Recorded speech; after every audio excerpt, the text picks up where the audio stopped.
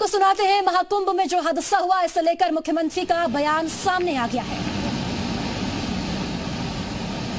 महाकुंभ प्रयागराज का आज मौनी अमावस्या का मुख्य स्नान है और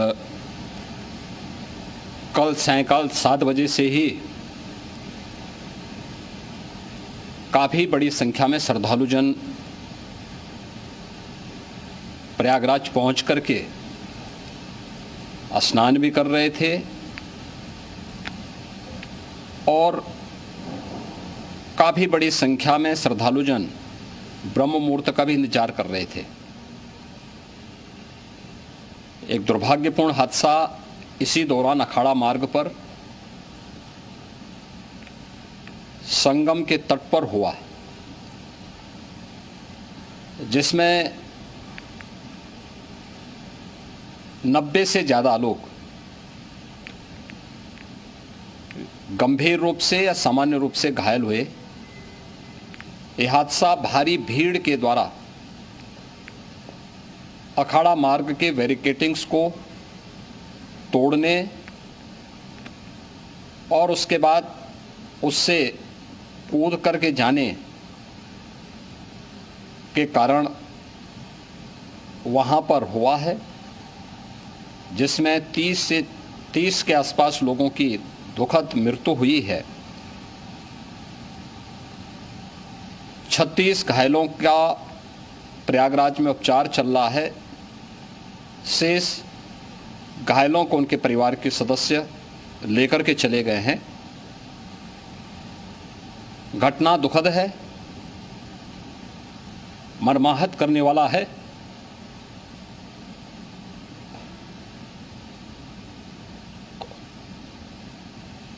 उन सभी परिजनों के प्रति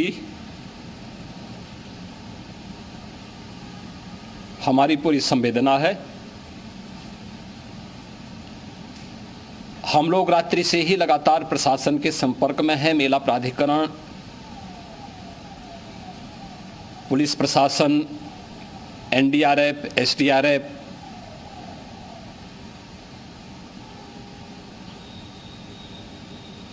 और भी अन्य जितने भी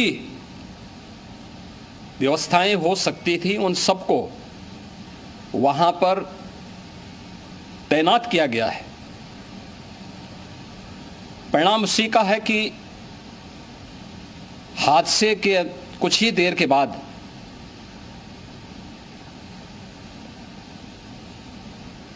राहत कार्य को ग्रीन कॉरिडोर बना करके प्रशासन ने, पुलिस ने, एनडीआरएफ और एसडीआरएफ के स्वयंसेवकों ने सभी लोगों को हॉस्पिटल तक पहुंचाने का काम किया है। लेकिन दुर्भाग्य से इस दौरान ये मौतें हुई हैं।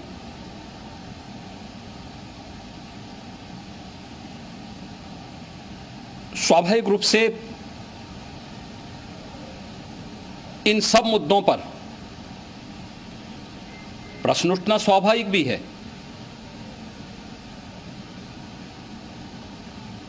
उपचार के बाद बहुत सारे लोग अपने परिवारजनों के साथ जा चुके हैं, उनके परिवार के लोग ले जा चुके हैं। जो बाकी बच्चे हैं उनका उपचार चल रहा है। उपचार के सारे इंतजाम वहाँ किए गए हैं।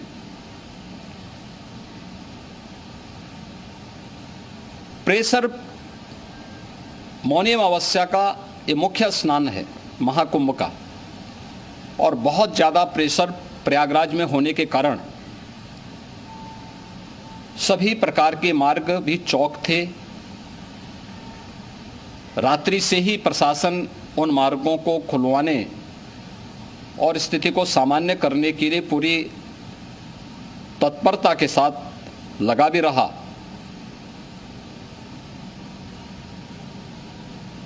ये सभी घटनाओं के बाद, ये जो हादसा हुआ है, इस हादसा के बाद वहाँ पर अखाड़ों ने जो आज अमृत स्नान ब्रह्म मुहूर्त में 4 बजे से प्रारंभ होना था। मेला प्राधिकरण के अनुरोध पर उन्होंने स्थगित किया था। अपराह्न में अमृत स्नान प्रारंभ हुआ, जिसमें सभी अखाड़ों ने और अन्य जो सहयोगी संस्थाएं हैं उन लोगों ने इसमें भाग लिया। सभी पूज्य आचार्य महामंडलेश्वर भी इस अमृत स्नान में भागीदार बने।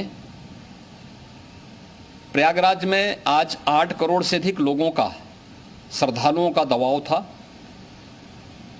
यद्यपि अगल बगल के जनपदों में मिर्जापुर, भदोई, प्रतापगढ़, फतेहपुर, कौशाम्बी, इन सभी जनपदों में भी होर्डिंग एरिया बना करके काफ़ी बड़े पैमाने पर श्रद्धालुओं जनों को रोका गया था,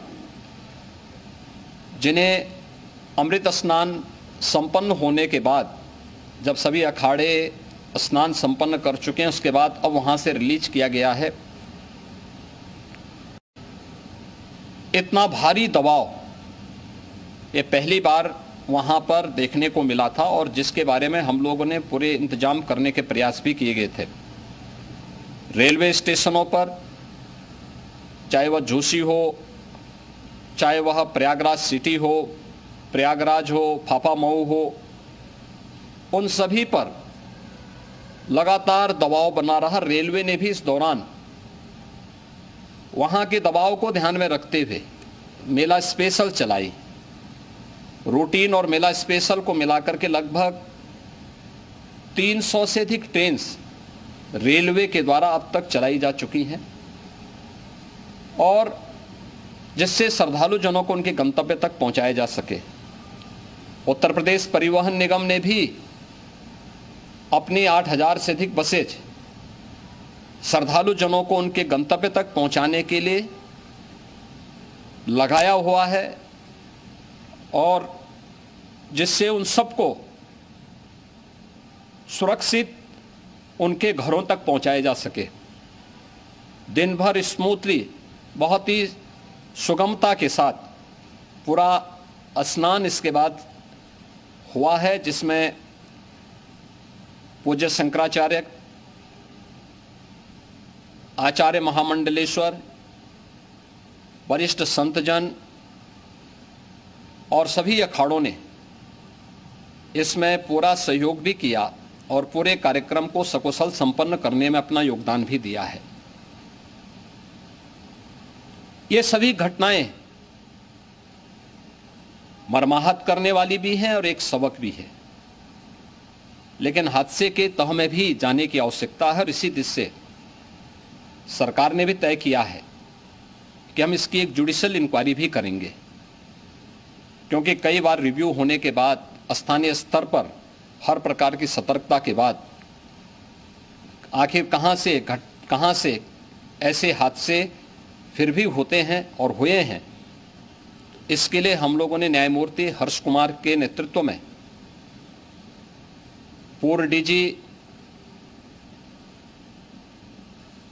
श्री वीके गुप्ता और retired IAS Shri DK Singh, इन 3 सदस्यीय जुडिशियल कमीशन को भी इसके लिए गठित किया जा रहा है।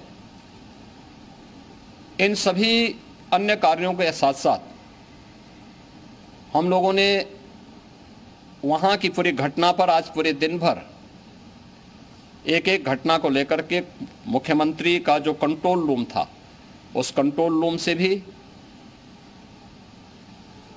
चीफ सेक्रेटरी के कंट्रोल रूम से भी, डीजीपी के कंट्रोल रूम से भी लगातार इन चीज़ों की मॉनिटरिंग की जाती रही। दिन भर बैठक चली है और लगातार एक एक घटना को लेकर के वहाँ पर प्रशासन के साथ संवाद भी रहा है, विभिन्न अखाड़ों के साथ संवाद रहा है, अन्य संतों के साथ भी दिन भर हम लोग संवाद बनाते रहे हैं। प्रातःकाल से आदरणीय प्रधानमंत्री जी का, माननीय गृह मंत्री जी का, माननीय राष्ट्रीय अध्यक्ष जी का, अन्य तमाम केंद्रीय मंत्रियों का, माननीय रेल मंत्री जी का, प्रदेश की माननीय राज्यपाल महोदया का भी समन्वय बराबर आवश्यक दिशा निर्देश भी और मार्गदर्शन भी प्राप्त होता रहा। इसको लेकर के यहाँ पर सरकार ने उसे नीचे मजबूती के साथ उतारने का कार्य करने का प्रयास किया।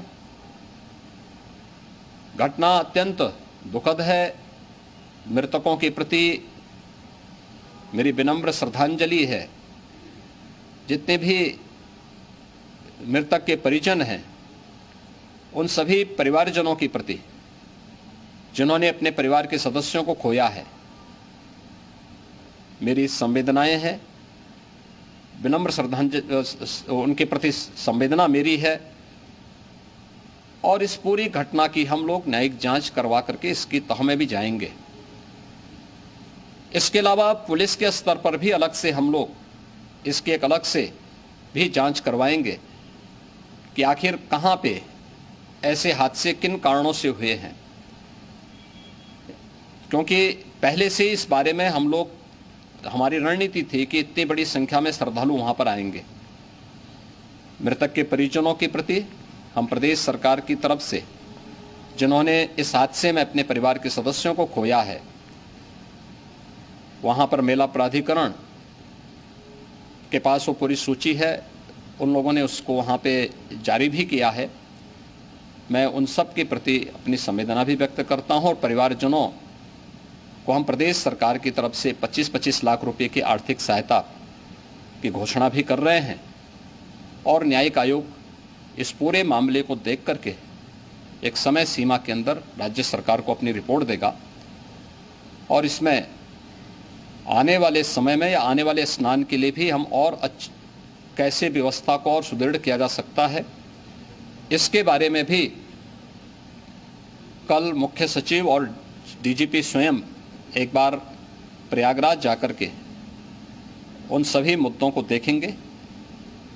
आवश्यकता पड़ती है तो फिर इसमें, यद्यपि आज प्रदेश सरकार के तमाम वरिष्ठ अधिकारियों को हम लोगों ने अलग अलग स्थानों पर वहाँ लगाया गया था और वे सभी पूरी तत्परता के साथ, प्रमुख सचिव नगर विकास वहीं थे, पीडब्ल्यूडी के प्रमुख सचिव भी वहीं पे थे, पावर कॉरपोरेशन के चेयरमैन भी वहीं पे मौजूद थे, जिन एक एक मुद्दों पर वहाँ पर वे लोग लगातार निगाह रखे हुए थे।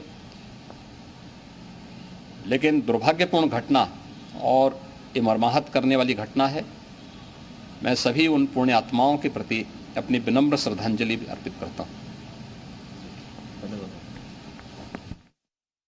योगी आदित्यनाथ का बयान सामने आया है। अब मुख्यमंत्री की ओर से कहा गया है कि हादसे की न्यायिक जांच होगी। इसी के साथ साथ आपको बताते चले कि 3 सदस्यीय टीम इस हादसे की जांच करेगी।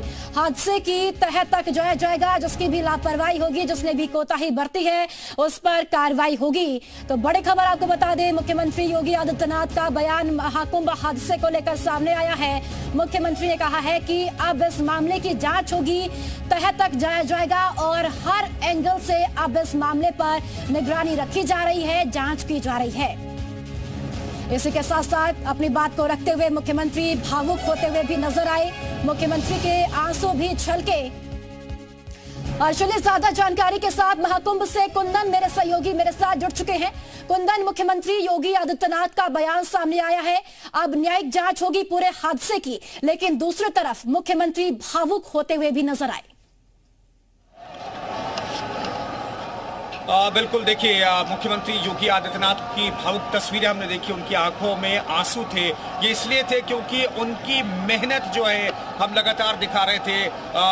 वो हर 2 से 3 दिन में आ रहे थे, चाहे कुंभ की शुरुआत हुई हो या कुंभ की शुरुआत से पहले लगातार उनकी मौजूदगी जो है कुंभ मेला क्षेत्र में रही और एक एक चीज को बारीकी से देख रहे थे। हर एक चीज को वो सही तरीके से करना चाहते थे, लेकिन चूक कहां से हो गई, इसकी जांच के लिए न्यायिक आयोग का गठन मुख्यमंत्री योगी आदित्यनाथ ने किया है। 30 लोगों की मौत अब यहाँ पे बहुत बड़ी घटना थी और जो हादसा हुआ है उसके पीछे कई वजह हो सकती है। पुलिस के प्रशासन की थोड़ी सी नाकामी हो सकती है, भीड़ को कंट्रोल